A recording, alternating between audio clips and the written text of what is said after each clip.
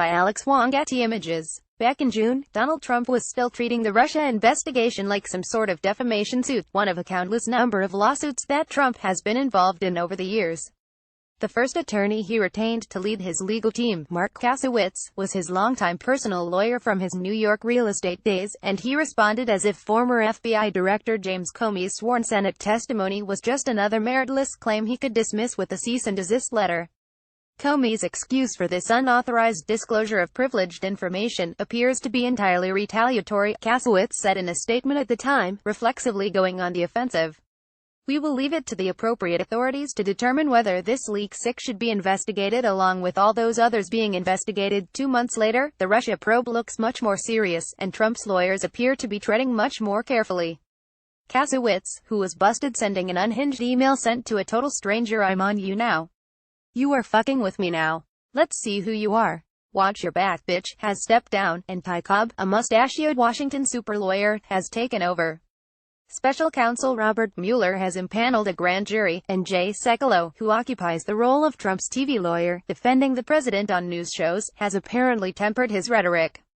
The reboot appears to be happening on several levels as Trump's team work to prevent any additional attacks on Mueller, Comey, or other people central to the investigation that might be perceived as attempts to obstruct the Russia probe. While Trump has accused Mueller of conducting a witch hunt, Cobb notably told Politico in a recent interview that he had a very respectful and professional relationship with Bob Mueller and I think very highly of him. He also promised that he would attempt the impossible and unite the scattershot efforts of Trump's communications strategy. He'll certainly provide background willingly when appropriate, but will work primarily with the comms staff and try to make sure the message is accurate and not confusing and let them run with those kind of things, he said. Though the communications team has yet to become organized, and the president continues to put himself in jeopardy with his ever-shifting explanations, Trump's legal team has become more disciplined. As Axios reported on Monday, the messaging seems to have shifted from furiously denying all wrongdoing to the more sustainable position that the president did nothing wrong, as well as dialing back attacks on Attorney General Jeff Sessions.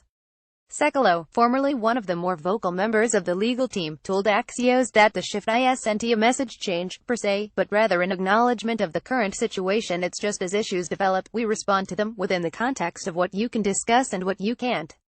As an issue comes up, you examine that, in the context of an overall inquiry. The retreat, such as it is, also reflects a daunting political reality for Trump's team. Despite their best efforts, they're dealing with a client who is almost pathologically incapable of telling the same story twice. When he fired Comey, Trump made his situation worse by offering a constantly evolving set of justifications for his dismissal. A similar problem arose when Sekulow went from claiming that Trump played no role in crafting Donald Trump Jr.'s misleading statement about his infamous meeting with a Russian lawyer at Trump Tower last year, to the White House claiming that Trump helped as any father would. Now, as Mueller's probe expands, Trump's advisors will be at pains to avoid putting the presidency in further legal jeopardy.